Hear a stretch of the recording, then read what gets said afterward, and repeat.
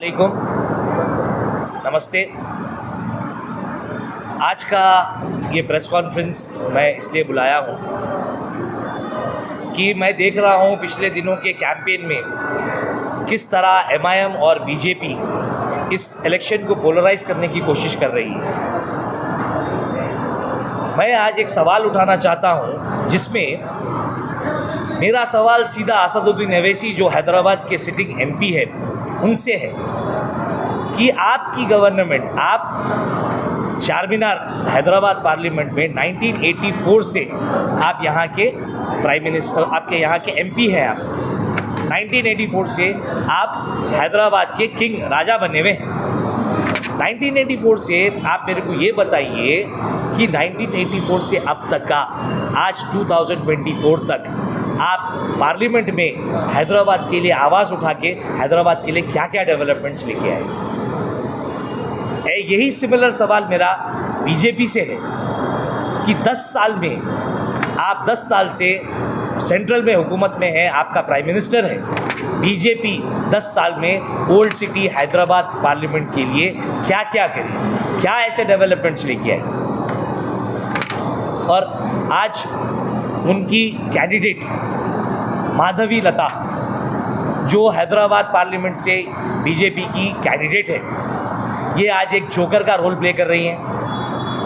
हर जगह फिर रही हैं, मुस्लिम एरियाज़ में, हिंदू एरियाज़ में जाके मुसलमानों के ख़िलाफ़ भड़का रही हैं। बोल रही है कि मुसलमानों को निकाल के बाहर फेंकना है। मुसलमान एरियाओं में जाके घरों पे खटके मार के, मुसलमानों के हाथ पकड़ के, टूटी पकड़ के ये बोल रही है मेरे को वोट दो, मैं आप लोगों को डेवलप करूँगी। हाल में रजत शर्मा के इंटरव्यू में माधवी लता का ये बोलना था कि उनको उस दिन सुकून मिलेगा जिस दिन वो सारे मुसलमानों को इंडिया से बाहर निकाल फेंकेगी। उसके बाद ये हनुमान जयंती के दिन एक तीर का निशाना बनाती है मस्जिद की तरफ एक तीर का निशाना बनाते हुए हज़ारों मुसलमानों के, लाखों मुसलमानों के सेंटिमेंट्स को तकलीफ दिए। मोदी जी के हिसाब से, जो हमारे इंडिया के प्राइम मिनिस्टर है, उनकी ऐसी सोच है कि हैदराबाद शहर में, स्पेशली ओल्ड सिटी में सिर्फ आईएसआई के एजेंट्स रहते हैं और सारे एंटी नेशनल लोग हैं। इनके हिसाब से तो पूरे का पूरा ओल्ड सिटी एंटी नेशनल है। इनके हिसाब से ये है कि यहाँ के लोग ओल्ड सिटी के जो है ये मुसलमान हैं और इनको तो हैदराबाद से निकाल फेंकना है, एंटी नेशनल है। तो मैं माधवी लता से ये पूछना चाहूँगा, आप मुस्लिम एरियाज़ में कैंपेन किए, आपको कितने एंटी नेशनल आईएसआई एजेंट्स मिले? जब मुसलमान एंटी नेशनल आईएसआई एजेंट है, इनको देश से निकाल फेंकना है, तो किस हक से आप आ रहे हैं? क्यों आप वोट मांग रहे हैं? आप कुछ नहीं कर रहे हैं इस वक्त, आप एक जोकर का रोल प्ले कर रही बीजेपी, जिसका ये सोचना है कि मुसलमान हिंदुस्तान के लिए हानिकारक है, जो सीए एनआरसी लेके आके मुसलमान को ख़त्म करना चाह रही है। हैदराबाद शहर एक मुसलमानों का शहर है, यहाँ पे मुसलमान बसे हुए हैं। तो जब इनके हिसाब से ये है कि मुसलमान सारे घुसपैठिए हैं, तो फिर आप मुसलमान से क्या हक से वोट मांग रहे हैं? लिहाजा आप मीडिया में आपके स्टेटमेंट्स देते हुए आप ये इलेक्शन को पोलराइज करना चाह रहे हैं, आप हिंदू और मुसलमान को डिवाइड करना चाह रहे हैं, आप हिंदू और मुसलमान के बीच में फूट डाल के झगड़ा करना चाह रहे हैं। तो मेरी लोगों से गुजारिश है कि ये जो फ़िरका परस्त पार्टीज़ हैं, माधवी लता, अकबरुद्दीन अवैसी, असदुद्दीन अवैसी, आज जिस तरह आज इलेक्शन को पोलराइज कर रहे हैं, एक तरफ एमआईएम, एक तरफ बीजेपी। एमआईएम की सोच तो ओल्ड सिटी को लेके हमेशा गलत रही। एमआईएम तो हमेशा ओल्ड सिटी को सिर्फ आज इलेक्शन, चलो हैदराबाद का छोड़ दीजिए, हैदराबाद में यहाँ पे 3 पार्टी है, एमआईएम, बीजेपी, कांग्रेस, जिसके बीच में ट्रायंगल इलेक्शन चल रहा। हिंदुस्तान में किसके बीच में इलेक्शन चल रहा? हिंदुस्तान में तो 2 ही पार्टी के बीच में इलेक्शन चल रहा, एक है कांग्रेस, एक है बीजेपी। जब 2 पार्टी के बीच में इलेक्शन चल रहा है, जब दोनों ऑपोजिट पार्टी है, तो किस तरह बी टीम हो सकती, बताइए? तेलंगाना में बोला जाए, तेलंगाना में कैसा बोल सकते हैं आप? जब इलेक्शन तेलंगाना में भी हम बीजेपी के अगेंस्ट में लड़ रहे हैं, जब हम सेंट्रल में लड़ रहे हैं, ये लोकसभा का इलेक्शन है, ये सेंट्रल का इलेक्शन है, ये तेलंगाना का इलेक्शन नहीं है। हम यहाँ पे इलेक्शन लड़ रहे हैं तो हम बीजेपी भी अगेंस्ट में लड़ रहे हैं। हम बी टीम नहीं है, AIMIM बी टीम है। टीआरएस बी टीम है, मोदी तो बोला कि मेरी बेटी को अरेस्ट कर लिया, मेरा फीलिंग कैसा होगा? सब दिखावा है, सब पब्लिक के नज़रों में धूल झोंक रहे, सिंपैथी के लिए अरेस्ट करके रखे, ये सब धूल झोंकना है।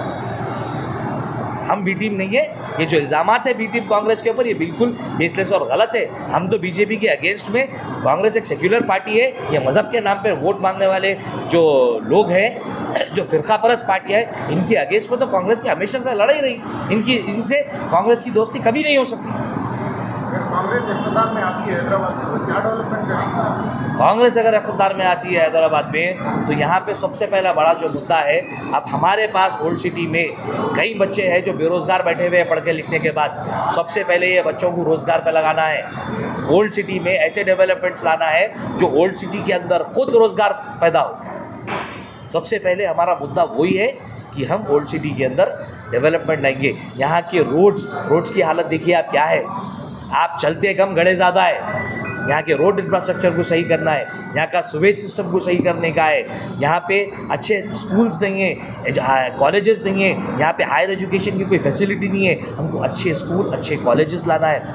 आज यहाँ पूरे हैदराबाद पार्लियामेंट में एक ऐसा मल्टी स्पेशलिटी गवर्नमेंट हॉस्पिटल नहीं है जिसके अंदर आप जाके आराम से इलाज करा सके। हमको ये लाना है। तो यही आज AIMM से मेरा सवाल था, यहाँ के असदुद्दीन अवैसी से यही सवाल था कि 1984 से आप इक़्तिदार पे है, क्या आप ये आज तक का ये फैसिलिटीज़ हैदराबाद पार्लियामेंट के जब आप MP रहे तो ये फैसिलिटीज़ आप क्यों नहीं लेके आए? आप बताइए कि आप क्या फैसिलिटीज़ लेके आए, यही आज का मेरा सवाल था। बीजेपी तो ओल्ड सिटी को हमेशा एक घुसपैठिए की नज़र से देखी।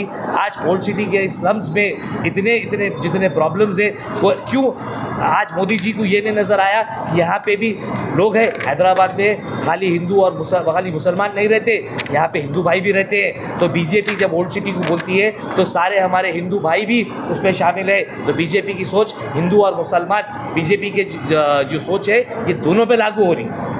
तो लिहाजा मेरी सारों से अपील है सबसे कि आप लोग अपनी तरह अपने अक़ल को इस्तेमाल करके सोचिए, ये कम्युनल पॉलिटिक्स से बाहर आइए, गुलामी से बाहर आइए। जो लोग आपके से मज़हब के नाम पे वोट मांग रहे हैं, आप उनसे के बारे में सोचिए। आपका वोट आपके आने वाले मुस्तक़बिल को डिसाइड करेगा। हिंदुस्तान का फ्यूचर आपका वोट डिसाइड करने वाला है। तो 13 मई के दिन जो पोलिंग है, आप उसके दिन बाहर निकलिए, अपने वोट का इस्तेमाल कीजिए और इस बार वोट को सोच समझ के इस्तेमाल करिए। कांग्रेस एक सेक्युलर पार्टी है। कांग्रेस हिंदू, मुस्लिम, सिख, ईसाई ये सब की पार्टी है। कांग्रेस हम सबको एक साथ लेके चलने वाली पार्टी है। तो आप लोगों से गुजारिश है कि इस बार मज़हब के नाम पे वोट देने वालों से ख़ता ताल्लुक़ करिए, इनसे दूरी करिए। और कांग्रेस आपसे डेवलपमेंट के नाम पे वोट मांग रही है। कांग्रेस चाहती है कि ओल्ड सिटी भी आज दूसरे शहरों की तरह, हैदराबाद, ग्रेटर हैदराबाद की तरह, बैंगलोर की तरह, दिल्ली की तरह, बॉम्बे की तरह डेवलप हो, आगे बढ़े, यहाँ पे भी रोज़गार आए। सबसे पहले कांग्रेस का ये चाहना है कि जो बच्चे पढ़े लिखे यहाँ पे बैठे हैं वो लोगों को नौकरी मिले। तो हमारा यूथ से अपील है कि आप लोग आगे बढ़िए, कांग्रेस की साथ दीजिए। इंशाल्लाह हम आपकी बेहतरी के लिए जो कांग्रेस पार्टी कर सकती है, आपके डेवलपमेंट के लिए कांग्रेस पार्टी इंशाल्लाह ज़रूर करेगी। पहले ये बोली, जिस दिन मैं मुसलमानों को हिंदुस्तान से बाहर निकाल के फेंक दूंगी उस दिन सुकून में आऊँगी।